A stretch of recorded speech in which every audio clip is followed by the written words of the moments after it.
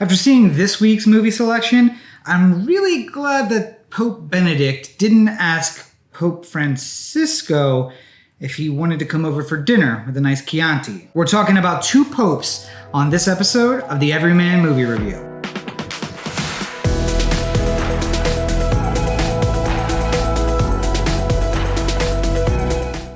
Well, I didn't have to go too far to check out the movie for this time around. Got to stay right at home on my couch, which is probably my favorite thing to do. I don't know if I've talked about it a lot in these reviews, but I am a bit of a hermit. I am about 6 years behind on all the writing that I have to do. We have a lot of projects going on over at O The Anthem. Not just projects for O The Anthem, but we've got a kind of a secret YouTube project coming. We have in plans for season 2 of our web series. I'm always working on a novel. I'm always working on screenplays. I got a ton of things to do. So if I can stay at home on my couch and watch a new movie for you guys, that's an A+ in my book. And I actually hadn't heard about this movie. It didn't even come up on Netflix's suggestions to me. I actually heard about this from Corey, the other half of the O The Anthem podcast. And of course I did, because Corey is a good Catholic. I mean, can you call somebody a good Catholic who hasn't been to Mass in a couple of years and lives right down the street from one of the most beautiful cathedrals in the country and just doesn't go? Well, we're not here to talk about religion, but nonetheless, Corey let me know about the two popes, and as soon as I heard the subject matter and the title, I was like, you know what? I'm in. I don't even know what this is really going to be about, but I have to say that just as a person in the Western world, I have been super excited about the things that Pope Francis has been doing. Was not hugely keen on Pope Benedict. Just any of my religious upbringing kind of like balked at everything Benedict had to say.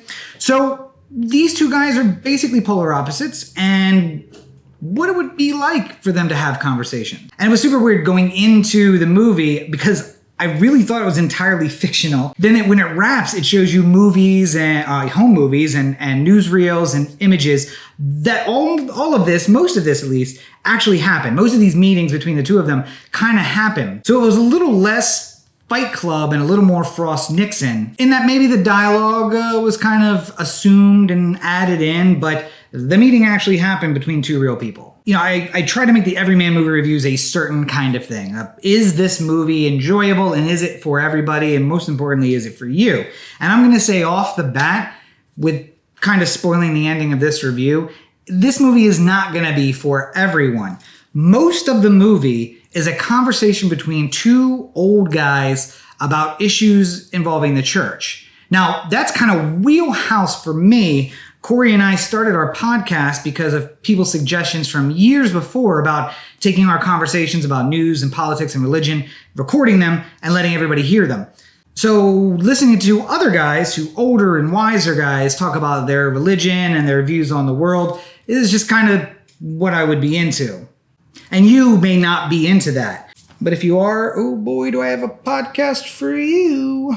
But in the end, I think the thing I took from Two Popes in general is that all of those conversations, all of the things that you think are the soul of the show are not. They're really the superficial aspects. And you got to push past them. You got to wipe away the fog, the mist, in order to get down to what they're really talking about. And it's so weird that I knew the outcome. Like, I know what happens. It's a real life event. And I still maybe got lost in the storyline a little bit and didn't see it, which is a weird thing to say because I knew what happened, but I forgot maybe temporarily what happened. And then some of the things caught me by surprise. But before we get too far along here, let's get into the pleasantries, shall we? Two Popes was directed by Fernando Meirelles. It was written by Anthony McCarten. It was actually adapted from Anthony McCarten's 2017 play, The Pope. And of course, it stars two of maybe the most well-known guys in Hollywood. Anthony Hopkins as Pope Benedict the 13th. 12th? Roman numerals are hard. Pope Benedict the 16th. I'm embarrassed. I mean, I should be. I'm embarrassed. But Roman numerals are hard. Come on. And Jonathan Pryce as Cardinal George Mario Bergoglio, who would later become Pope Francis I. I think one of the interesting understated things about the two popes as well is that you get to see a lot of the life of the Vatican, the life of the Pope, and how they live.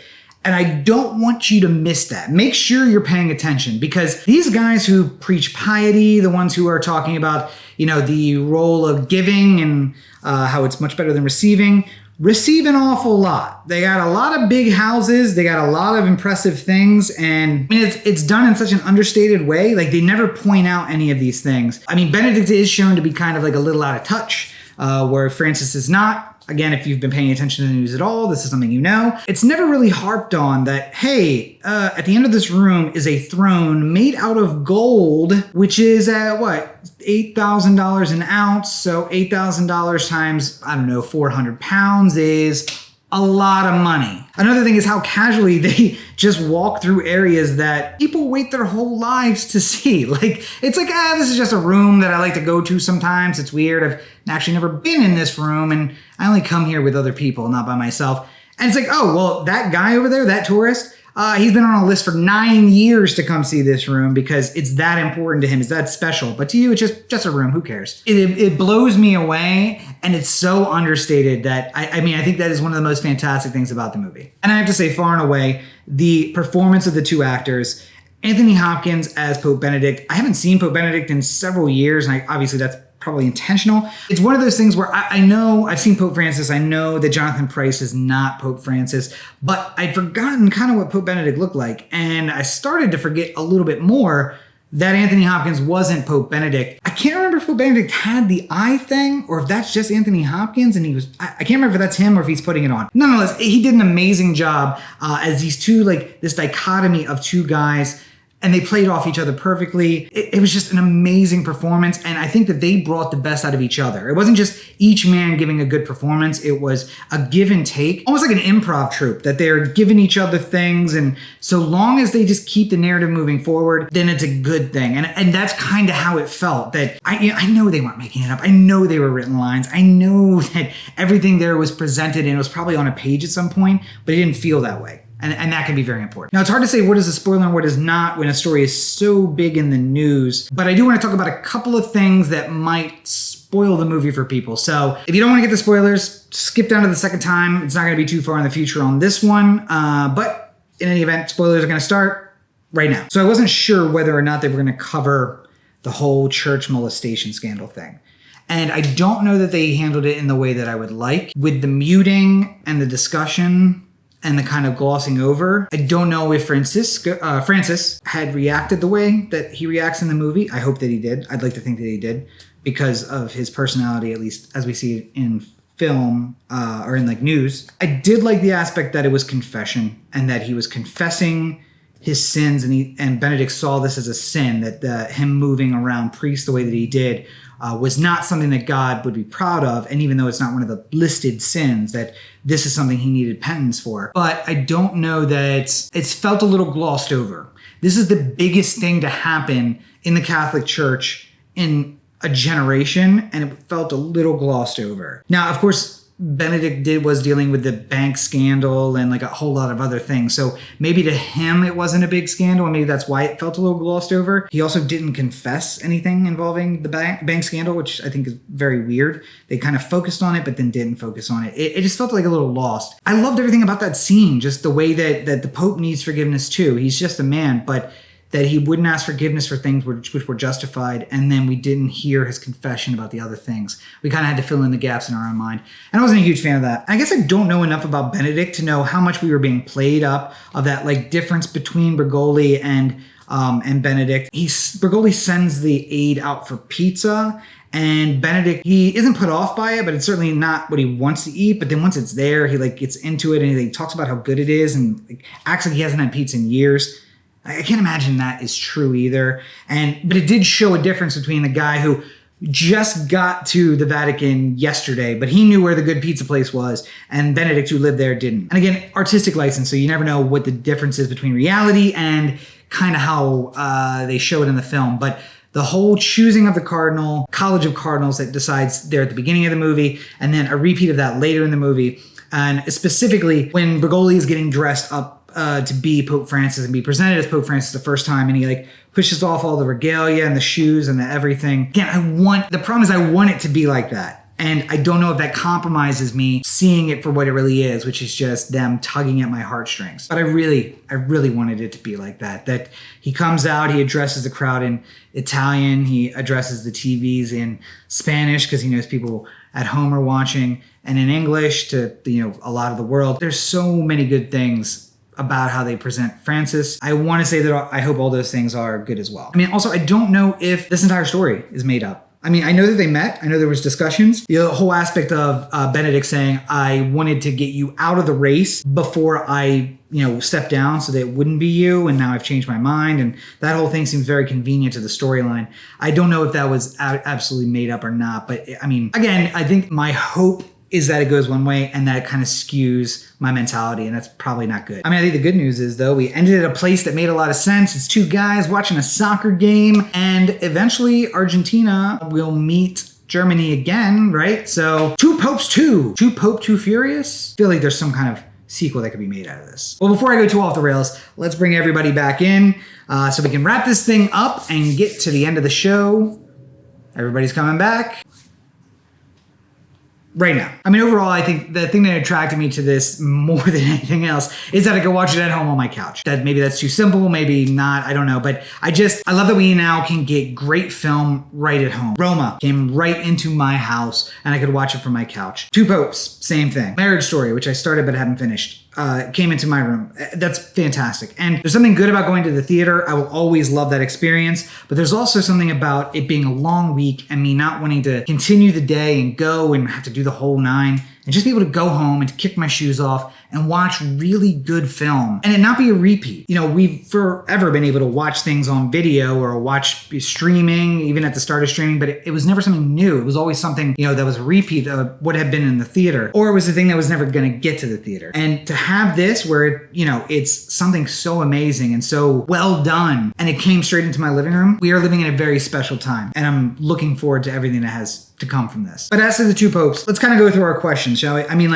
listen, this is a slow burn, slow build movie. If you know the story and you know what happens, it especially feels slow. Now, I feel like I got lost in it and I got surprised at moments, even when it was things that I thought that I knew already. The anticipation that they build really, really works. Even if you do know what the outcome's gonna be, you're kind of worried that maybe you don't know what the outcome's gonna be. That in and of itself is worthwhile, but that is not for everyone. Some people really just like things to be laid out plainly. Bop, bop, bop, bop. End of Act 1. Midpoint Act 2, let's conclude this thing and off. And this is a little more complicated than that. There's also not really a clear good guy or bad guy. There are moments where you are really with Benedict. There are moments where you're really with Francis. And then you realize that it's not a protagonist-antagonist situation. These guys are both flawed and they're both just trying to do the best they can. Oh, maybe God's the antagonist in this. That, putting someone in that position. One of the cardinals says at the very beginning of the movie, who would want this job? And I think that is probably right, based on everything that I've seen from the Two Popes. But listen, it doesn't have a super long runtime, and if you gotta pee, or you want some food, or you just want to stop for the night and come back to it, you can pause it and do just that. I still think that this movie is for everyone. Now, the subject matter may be a little touchy for some people, especially at certain parts. I would say, without giving a spoiler away, there is a trigger warning for people who basically are triggered by the Catholic Church or anything that they've ever done. Be prepared for that. If that does trigger you, then you probably aren't going to want to watch this movie, because it is just things are discussed a lot, just the intricacies of the church. But otherwise, you're okay with a slow build movie with a slow burn, and maybe you just like to see behind the scenes of something historical that you know the big points of, but you want to see the fine points. This is the perfect movie for that. You don't have to go anywhere. You go home, you dial up Netflix on your TV box, boom, it's presented to you. Can't really beat that, right? Find an hour and a half, go home, and again, you don't even need an hour and a half. Find a few minutes, break it up into a couple days if you really want to. In any event, do not miss out on this while it's available. Go and check out Two Popes.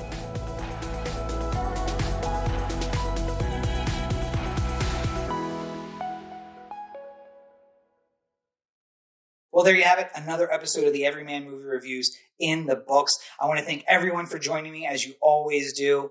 It's amazing to see all the support that I'm getting for both the podcast and the video forms of these reviews. Right off the top, I want to say a huge thank you to my supporters on Patreon. I could not do this without you. I have a bunch of new equipment. I have even more ordered and on the way, and that is due large in part to my supporters on Patreon. And whether it's just $1 a month or even more significant donations, I appreciate every single one, and I want you to know thank you for everything that you do.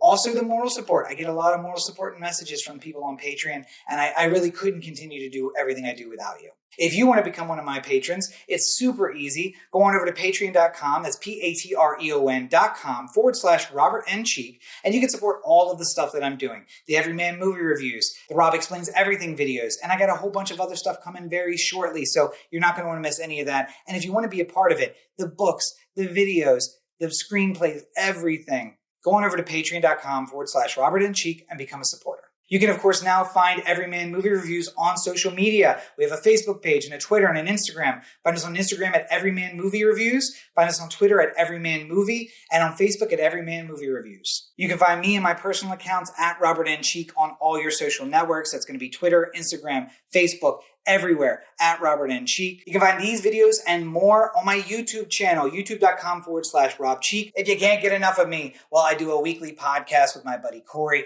You can find that at otheanthem.com. And of course, you can find it in podcast form on any of your favorite podcatchers, but most importantly at anchor.fm/otheanthem. You can also find it at youtube.com/O The Anthem for the video. And we record every episode live weekly, sometime between Saturday and Monday. If you follow us on social media at O The Anthem everywhere, you'll get a notification. We're live on Twitter, Facebook, Twitch, and YouTube, all together at the same time. So come in and join us for the live recording and then check out the episode on Tuesday. New episodes of this show are every Thursday and then one in between. Usually it's going to be Sunday, but I can't promise anything, especially recently. So make sure you are checking it out. You can find it anchor.fm/Everyman Movie Reviews. That's where you can find the podcast version of it. And if you're listening to the podcast, make sure you check out anchor.fm/Everyman Movie Reviews /message, where you can send me a message and let me know what you think. If you're watching on YouTube, that's youtube.com/Rob Cheek. It's the Everyman Movie Reviews playlist. Again, new episodes on both will be available on Thursdays. I didn't get to all the Christmas movies that I wanted to for the 12 days of Christmas, but I saw the movies. I'm going to do the reviews. So now you guys are getting a little bit of Christmas in January as I wrap up those reviews and put those out for you. So keep an eye out for those bonus episodes as well. Thank you, as always, for all your support, for checking out the video. Make sure you check out robertncheek.com, where you can find all of this and more. New episodes of Rob Explains Everything coming soon. New short videos coming soon. A vlog for my trip home coming soon. All of that. Keep an eye out on YouTube and on all over social media. So thank you for joining me. And as always, until next time, have a great week, everybody.